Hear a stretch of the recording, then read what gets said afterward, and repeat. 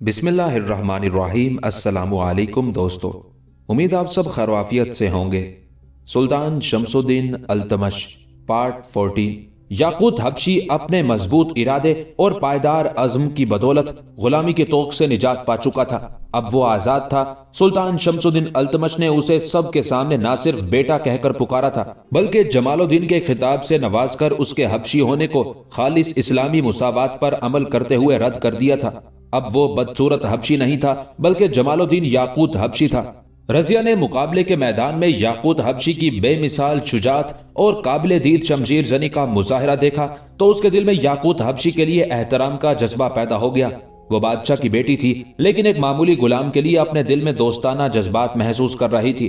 यह इस्लाम की रोशनी और खास तौर पर सुल्तान शमसुद्दीन की बेहतरीन तरबियत का असर था। अगले रोज रजिया ने याकूत हबशी को अपना खादिम खास भेजकर महल सरा बुलवाया।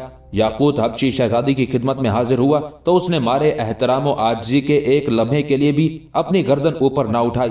हालांकि शहजादी ने अपने चेहरे को नकाब से ढांप रखा था, लेकिन फिर भी याकूत हबशी रजिया के सामने सर झुकाए खड़ा रहा। तब शहजादी ने उसे मुखातिब किया, जमालुद्दीन, हमने तुम्हारी शुजात और शमशीर जनी देखी और बेहद मुतासिर हुए। हैरत है कि हम अभी तक तुम्हें नहीं जानते थे। खास तौर पर शहजादा रुकनुद्दीन का गरूर खाक में मिलाकर तुमने बहुत बड़ा काम किया है। लेकिन तुम जानते हो कि हमने तुम्हें यहाँ क्यों बुलवाया है? शायद तुम नहीं जानते। हमने तुम्हें इसलिए बुलवाया है ताकि तुम्हें यह बताएं कि तुम्हारी जान खतरे में है। इतना कहकर शहजादी खामोश हो गई। अब याकूत हबशी ने सर उठाए बगैर अर्ज की, मोहतरमा शहजादी साहिबा, आप जिस खतरे का जिक्र फरमा रही हैं, मुझे उसका कुछ अंदाजा पहले से है। शहजादा रुकनुद्दीन को दावत मुबारजत देकर एक तरफ तो मैंने गुलामी की जिंदगी से निजात पाई है, लेकिन दूसरी तरफ मेरी आजाद जिंदगी खतरे में पड़ गई है। मैं चाहता हूं कि किसी तरह शहजादा आलम मेरी खता माफ कर दें और मुझ पर मेहरबान हो जाएं। जमालुद्दीन याकूत हबशी की बात सुनकर शहजादी ने नफी में सर हिलाया और फिर संजीदा लहजे में कहा, जमालुद्दीन, तुम एक नामुमकिन बात कर रहे हो। हमारा सुतेला भाई रुकनुद्दीन अपनी माँ की तरह कीना परवर है। मलिका इसानी तुर्कान शाह और रुकनुद्दीन तुमसे इंतकाम लेकर रहेंगे। हम चाहते हैं कि तुम कुछ अरसे के लिए दिल्ली छोड़ दो, लाहौर या मुल्तान चले जाओ। तुम एक कीमती इंसान हो और बेमकसद मारे गए तो हमें दुख होगा। लेकिन शहजादी साहिबा, मैं चाहता हूं कि मैं सल्तनत शमसी की खिदमत करूं। मैं गुलामी की जिंदगी से नफरत करता था और सोचता था कि हिंदुस्तान के दो अजीम बादशाह जो कभी गुलाम थे, अपनी तबीयत के अंदरूनी जोश की बदौलत न सिर्फ आजाद हुए बल्कि कामयाब बादशाह बने। मैं बादशाह तो नहीं बनना चाहता, लेकिन इन दो मिसाली हस्तियों की जिंदगियों को अपने लिए नमूना बनाना चाहता हूं। मैं सुल्तान मुअज्जम की खिदमत में हाजिर रहना चाहता हूं। शहजादी सोच में पड़ गई। हबशी की बात ने उसे मुतासिर किया था। मान उसके जहन में एक तरकीब आई और वह मुस्कुरा दी। एक तरकीब है, तुम सुल्तान मुअज्जम के शाही दस्ते में शामिल हो जाओ। हम अब्बा हजूर से बात करेंगे। इस तरह रुकनुद्दीन तुम्हारा कुछ नहीं बिगाड़ सकेगा, क्योंकि शाही दस्ते के सिपाही को कत्ल करवाना सुल्तान से गद्दारी के मुतरादिफ होगा। तुम फिक्र मत करो, हम आज ही अब्बा हजूर से बात करेंगे। जमालुद्दीन ने पहली मर्तबा जरा सा सर ऊपर उठाकर शहजादी रजिया को ममनून नजरों से देखा, लेकिन जो ही उसकी नजर शहजादी के हुस्न पर पड़ी, वो दिल ही दिल में दंग रह गया। शहजादी हकीकत में बहुत हसीन थी। वो किसी अप्सरा से कम न थी।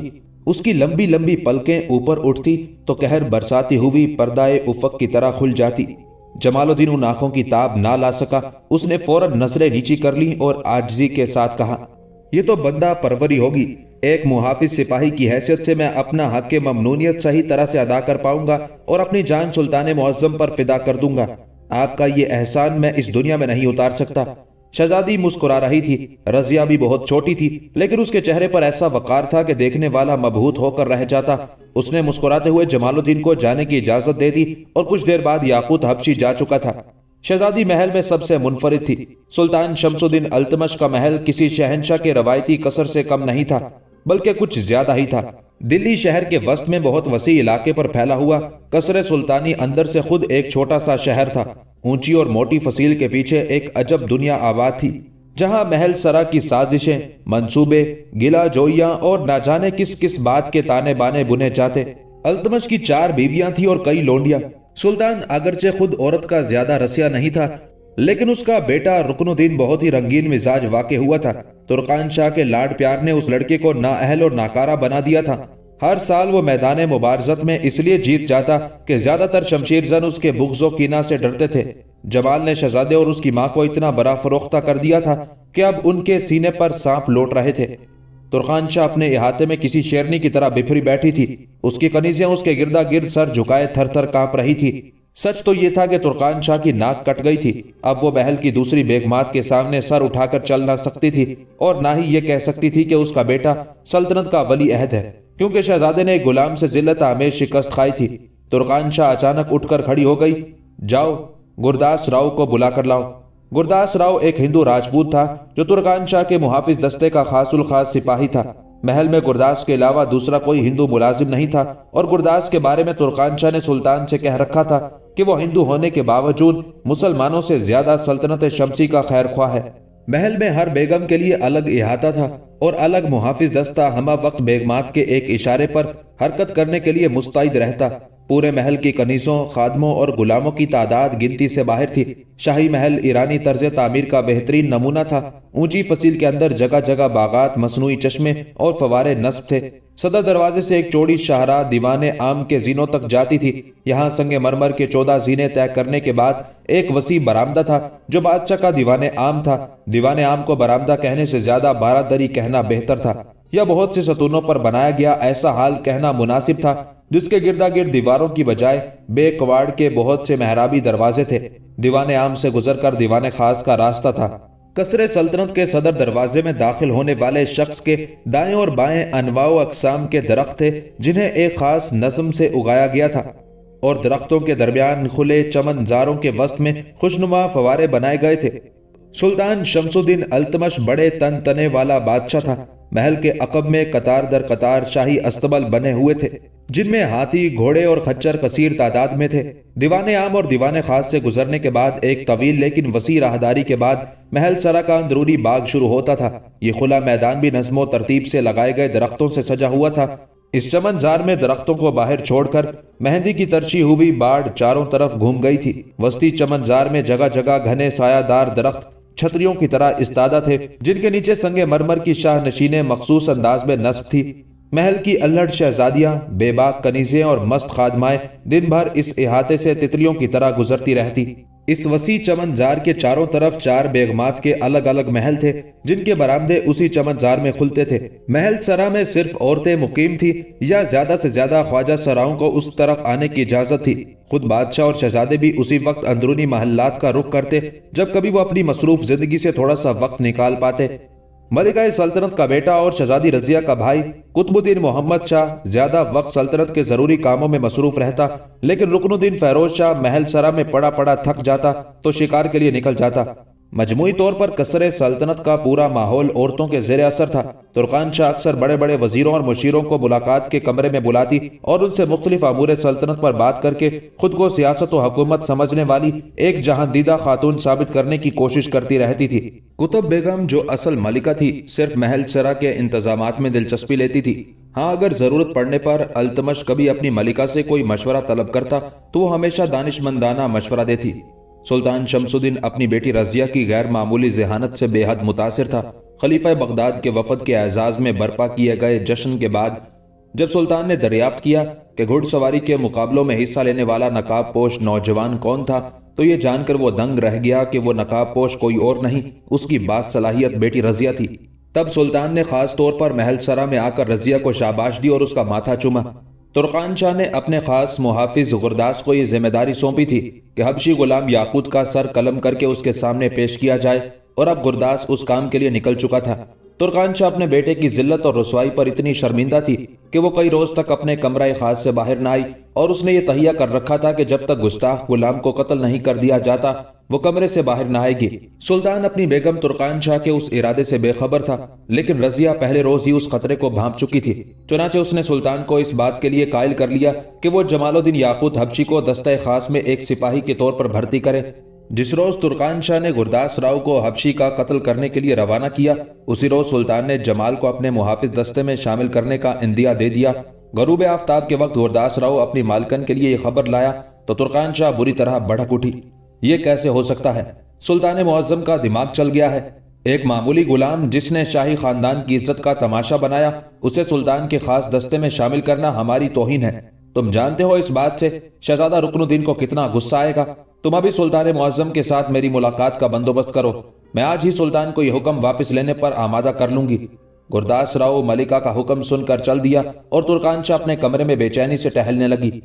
اس کی آنکھوں میں کسی ناگن جیسی چمک تھی۔ وہ سلطان کی ملاقات کے لیے خود کو تیار کر رہی تھی۔ اچانک اس کے ذہن میں ایک خیال آیا اور وہ تیزی سے اپنے بیٹے شہزادہ رکن الدین کے کمرہ خاص کی طرف بڑھتی چلی گئی۔ وہ شہزادے کو باپ کے خلاف بھڑکانے آئی تھی۔ شہزادہ رکن الدین بھی جب سے شکست کھا کر آیا تھا، شراب و شباب کے ذریعے اپنا غم دور کرنے کی کوشش کر رہا تھا۔ ترکان شاہ اس کے کمرے میں داخل ہوئی تو شہزادے کے نیم برہنہ جسم کے ساتھ چپکی نوجوان داشتائیں بدک کر دور ہٹ گئی۔ ترکان شاہ نے تالی بجائی اور کمرے میں موجود داشتائیں دم دبا کر بھاگ گئیں۔ شہزادہ نشے میں دھت اپنی مسند پر بڑے گاؤ تکیے سے ٹیک لگائے نشیلی آنکھوں سے ماں کو دیکھنے لگا۔ ترکان شاہ نے کسی قدر ڈانٹنے کے لہجے میں شہزادے کو مخاطب کیا، رکن الدین، یہ کیا ہو رہا ہے؟ تم شراب اور شباب کے نشے میں یہ بھول گئے ہو کہ تم اس سلطنت کے ولی عہد ہو۔ شاہی فوجیں گوالیار پر حملہ کرنے کے لیے تیار ہیں۔ تمام شہزادے خلیفہ بغداد کے وفد کو الوداع کرنے کے کاموں میں مصروف ہیں اور تم اپنے کمرے میں ان 2 ٹکے کی داشتاؤں کے ساتھ اپنا وقت برباد کر رہے ہو۔ شہزادے نے اپنی ماں کی بات بے پرواہی سے سنی اور نشیلے لہجے میں لڑکھڑاتی ہوئی زبان کے ساتھ کہا، امی حضور، آپ کو کچھ معلوم ہی نہیں، گوالیار پر حملہ کرنے کے لیے کوئی فوج تیار نہیں ہو رہی۔ یہ مسئلہ دربار میں اٹھایا گیا تھا لیکن پھر دب گیا۔ گوالیار کے راجہ منگل دیو نے سلطان کی خدمت میں تحفے تحائف بھیج کر سلطان کا غصہ ٹھنڈا کر دیا ہے، اور جہاں تک خلیفہ بغداد کے وفد کی روانگی کا تعلق ہے تو میں اس وفد کے ارکان کا سامنا نہیں کر سکتا۔ میں ایک معمولی غلام کے ہاتھوں میدان مبارزت میں ذلیل کیا گیا ہوں۔ اب میں کس منہ سے معزز عرب مہمانوں کے سامنے جاؤں گا؟ بیٹے کی بات سے ترکان شاہ کے دل کو دھکا تو لگا لیکن اس کا غصہ کم نہ ہوا۔ وہ اونچی آواز میں بولی، بے وقوف شہزادے، کیا تمہیں خبر ہے کہ تمہاری رسوائی کی سازش کس نے بنائی ہے؟ نہیں، تمہیں کچھ خبر نہیں، لیکن میں جانتی ہوں کہ تمہیں ایک سازش کے ذریعے رسوا کیا گیا۔ مجھے معلوم ہوا ہے کہ رضیہ نے اس حقیر حبشی غلام کو محل سرا میں بلوایا تھا۔ کیا اس بات سے بھی تمہیں یقین نہیں آئے گا کہ یہ سازش شہزادی رضیہ اور اس کی ماں کتب بیگم کی ہے؟ اب اگر تم یوں بے سود پڑے رہے تو ہمارے ان دشمنوں کی سازش پوری طرح کامیاب ہو جائے گی۔ تم اٹھو، خود کو سنبھالو اور براہ راست سلطان سے بات کرو، کیونکہ سلطان نے تمہارے دشمن حبشی غلام کو اپنے خاص محافظ دستے میں شامل کر لیا ہے۔ یہ خبر شہزادے کے سر پر کسی گولے کی طرح پھٹی۔ اس کا سارا نشہ یکدم ہرن ہو گیا۔ وہ کسی پاگل شخص کی طرح حرکتیں کرنے لگا۔ اس کے غصے کا یہ عالم تھا کہ اس کے منہ سے کوئی بات صاف نہ نکل رہی تھی۔ اس کے منہ سے جھاگ اڑنے لگی اور وہ اپنے ارد گرد کی چیزوں کو اٹھا اٹھا کر پھینکنے لگا۔ سلطان نے بہت برا کیا ہے، یہ اچھا نہیں کیا میرے باپ نے۔ کیا ایسے باپ ہوتے ہیں؟ اس شخص کو جس نے ہزاروں لوگوں کے سامنے مجھے ذلیل و رسوا کیا، اٹھا کر اپنے شاہی دستے میں شامل کر لیا، میں یہ برداشت نہیں کر سکتا۔ وہ بری طرح جھاگ اڑا رہا تھا۔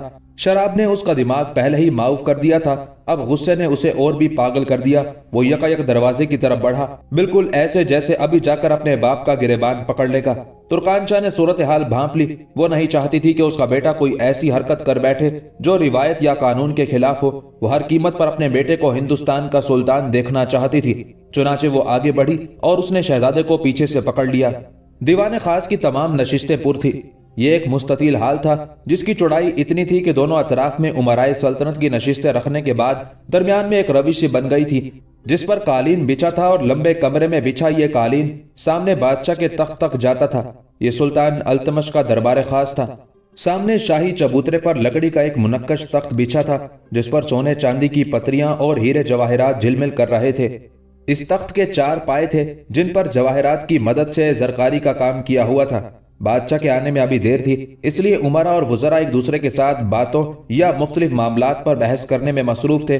گزشتہ کئی دنوں سے دربار خاص لگایا جا رہا تھا۔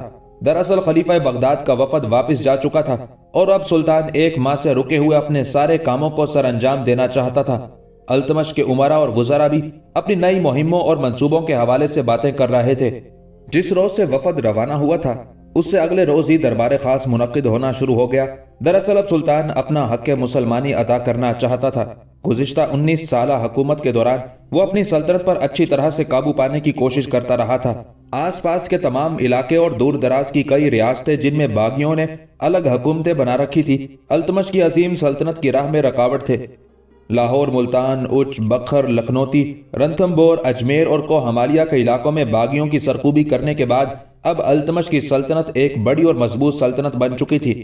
وہ قطب الدین ایبک کے بعد خاندان غلامہ کا دوسرا ایسا بادشاہ تھا جس نے پورے ہندوستان پر حکومت کی، اور اب تو دارالخلافت سے اسے عظیم سلطان ہونے کی خلت بھی عطا کی جا چکی تھی۔ ادھر ایران میں خوارزم شاہی سلطنت کا خاتمہ ہو چکا تھا اور چنگیز خان پورے ایران اور آدھے ایشیائی کوچک کو اپنی حکومت میں شامل کر چکا تھا۔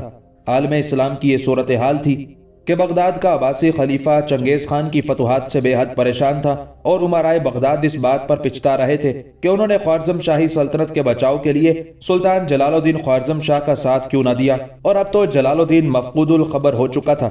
آخری مرتبہ وہ چنگیز خان کے سامنے ایک اکیلے گھوڑے پر دریا میں اترا تھا، اور اس کے بعد پھر اسے کسی نے نہ دیکھا تھا۔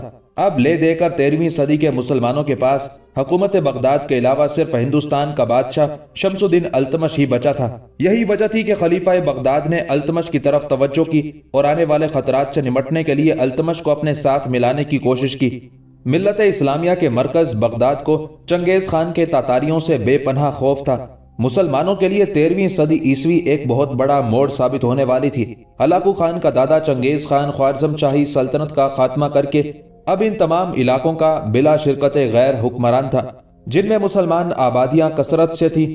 خراسان، ایران اور ایشیائی کوچک کے زیادہ تر علاقے مسلمانوں سے آباد تھے، لیکن اب ان پر تاتاریوں کی حکومت تھی۔ ایسی صورتحال میں سلطان التمش کا ہندوستان کے اندر ایک بڑی سلطنت قائم کر لینا ایک خوش آئند بات تھی، لیکن سلطان کو ان حالات میں خطرہ تھا تو ان ہندوؤں کی طرف سے جو چنگیز خان کے ساتھ خط و کتابت اور معلومات کا تبادلہ کر رہے تھے۔ ان میں گوالیار کا راجہ منگل دیو سر فہرست تھا۔ مالوا کی ریاست کا راجہ اور اجین کے مندر دیو مہاکال کا پروہت بھی التمش کے خلاف سازشوں میں مصروف تھا۔ سلطان چاہتا تھا کہ دلی کے جنوب میں موجود یہ مستقل خطرہ ہمیشہ کے لیے ختم ہو جائے، وہ ہندوستان کے ان علاقوں کو ہندوؤں سے خالی کرا دے۔ اگر گوالیار، مالوا، اجین اور بھیلسا کے ہندو تاتاریوں کے ساتھ مل کر ہندوستانی مسلمانوں کا خاتمہ کرنا چاہتے تو یہ ان کے لیے کوئی زیادہ بڑی بات نہیں تھی۔ یہی وجہ تھی کہ سلطان راجہ منگل دیو اور اس کے حواریوں کو ختم کر کے ان علاقوں میں بھی مسلمان صوبے دار مقرر کرنا چاہتا تھا۔ شمالی ہندوستان ٹھنڈا تھا جبکہ جنوبی ہندوستان بے حد گرم۔ دلی گوالیار کی نسبت زیادہ سرد تھا کیونکہ دلی کا فاصلہ گوالیار اور مالوا کی نسبت خط استوا سے زیادہ تھا۔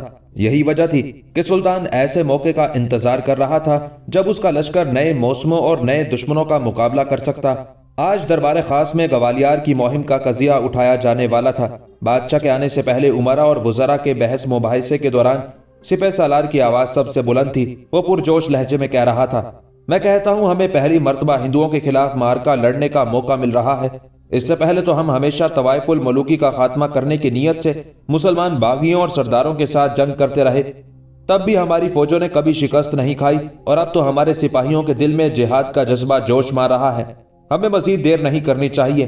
خلیفہ بغداد کے وفد کی آمد کا اصل مقصد یہی تھا۔ وہ چاہتے ہیں کہ آپس کی لڑائیاں بھول کر ان سرحدات کی طرف توجہ دیں جو تاتاریوں کی زد میں ہیں۔ مجھے سمجھ نہیں آتی کہ آپ لوگ ان حملوں کو کیوں کر ٹال رہے ہیں۔ امیر داد کی بات ختم ہوئی تو ایک وزیر نے کہا، امیر داد آپ ٹھیک کہتے ہیں، لیکن ہمارے پاس حملے کا کوئی جواز بھی تو ہونا چاہیے۔ راجہ منگل دیو آئے روز دربار سلطانی میں تحائف بھیج رہا ہے۔ مالوا اور اجین کے پروہت بھی ہمارے ساتھ دوستانہ مراسم رکھے ہوئے ہیں۔ آخر ہم کس بنا پر ان ملکوں پر چڑھائی کریں گے؟ کسی بھی حملے کے لیے جواز یا وجہ کا ہونا بے حد ضروری ہے۔ اگر ہم اس طرح سے دوسرے بادشاہوں کے اعتماد کو ٹھیس پہنچاتے رہے تو ہمارا اعتماد کون کرے گا؟ وزیر کی تائید میں بہت سے لوگوں نے سر ہلایا، لیکن علامہ جوزجانی نے اپنے مخصوص دھیمے لہجے میں سب کو مخاطب کیا، ہمارے پاس اس سے بڑا جواز کیا ہو سکتا ہے کہ شمالی ہندوستان کے ہندو ذات پات اور چھوت چھات کے قائل ہیں۔ وہاں آئے روز مظلوم اچھوتوں پر بے پناہ ظلم ڈھائے جاتے ہیں۔ ہم مسلمان ہیں اور ہماری ذمہ داری بنتی ہے کہ ہم مظلوم انسانیت کی مدد کریں۔ بے شک ہم جن اچھوتوں کی مدد کریں گے وہ مسلمان نہیں، لیکن تاریخ شاہد ہے کہ جب ہم انہیں سہارا دیں گے وہ اسلام قبول کر لیں گے۔ سلطان شمس الدین التمش کے دربار میں صرف علامہ جوزجانی ہی نہ تھے، بلکہ شیخ مکرم جیسے عظیم بزرگوں کے علاوہ بڑے بڑے علماء اور ماہرین فن بھی تھے۔ شیخ مکرم بھی علامہ جوزجانی کی بات پر خاموش رہے۔ اسی اثنا میں دربار کے نقیب نے سلطان کی آمد کی خبر دی۔ اگلے لمحے سلطان شمس الدین التمش تاج شاہی پہنے اور دربار خلافت کی عطا کردہ کھلاتے فاخرہ تن پر سجائے مسند سلطنت پر نمودار ہوا۔ سلطان ایک ادھیڑ عمر، مضبوط اور قداور شخص تھا۔ مسند پر بیٹھتے ہی سلطان نے شرکائے دربار کو اپنی نشستوں پر بیٹھنے کے لیے کہا، اور جب لوگ خاموشی سے اپنی نشستوں پر بیٹھ گئے تو سلطان نے سب کو مخاطب کیا۔ ہم گزشتہ کئی دنوں سے اس بات پر غور کر رہے ہیں کہ ہمیں گوالیار پر حملہ کرنا چاہیے یا نہیں، لیکن آج ہم اس بات کو طے کر کے ہی دربار برخاست کریں گے۔ میں جانتا ہوں کہ بہت سے لوگ اس مہم سے کترا رہے ہیں، لیکن سچی بات یہ ہے کہ خلیفہ بغداد کے وفد کی آمد کے بعد میں سمجھتا ہوں کہ ہمیں گوالیار پر حملہ کرنے میں کوئی تاخیر نہ کرنی چاہیے۔ کہیں ایسا نہ ہو کہ ہم سوچتے رہ جائیں اور جنوبی ہندوستان کے ہندو تاتاریوں کے ساتھ مل کر ہماری سلطنت پر چڑھ دوڑے۔ تاتاری جنوب کے ہندوؤں سے کوئی مدد نہیں لے سکتے، کیونکہ تاتاریوں اور گوالیار کے درمیان خود اسلامی سلطنت پڑتی ہے۔ ہمیں صرف یہ خطرہ ہے کہ جب تاتاری شمالی سرحدات سے حملہ آور ہوں گے تو جنوب سے راجہ منگل دیو دلی پر چڑھ دوڑے گا۔ اس لیے راجہ منگل دیو کا علاج قبل از وقت ضروری ہے۔ لہٰذا مناسب ہوگا کہ ہم آج گوالیار پر حملے کے حق میں فیصلہ کریں اور تیاریاں شروع کر دیں، کیونکہ اس عظیم جنگ کے لیے تیار ہونا بھی کافی وقت طلب کام ہے۔ اس میں کافی وقت لگے گا۔ ہم آج تیاری شروع کریں تو شاید 4 یا 5 ماہ بعد ہم لشکر کشی کے لیے خود کو تیار پائیں گے۔ گوالیار کے راجہ منگل دیو کے پاس ہاتھی ہیں اور راجپوتوں کی ایک بڑی فوج۔ شمالی ہندوستان کے خطری اچھے شمشیر زن اور بہادر لڑاکے ہیں۔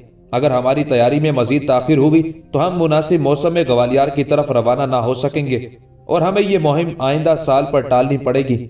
سلطان کی تقریر خاصی پر اثر تھی اور آج تو اہلیان دربار یہ جان چکے تھے کہ سلطان خود اس حملے کے حق میں اپنے ذہن کو تیار کر چکا ہے۔ سلطان کی بات ختم ہوئی اور سلطان کے ایک معزز مشیر ملک علاؤدین جانی نے اپنی نشست پر اٹھ کر کھڑے ہوتے ہوئے نہایت ادب کے ساتھ کہا، سلطان معظم کا فیصلہ درست ہے۔ اب ہماری سلطنت ہر طرح سے ایسے کسی حملے کے لیے تیار ہے۔ لاہور، ملتان، بکھر اور وادی سندھ کے فتنے فرو ہو چکے ہیں۔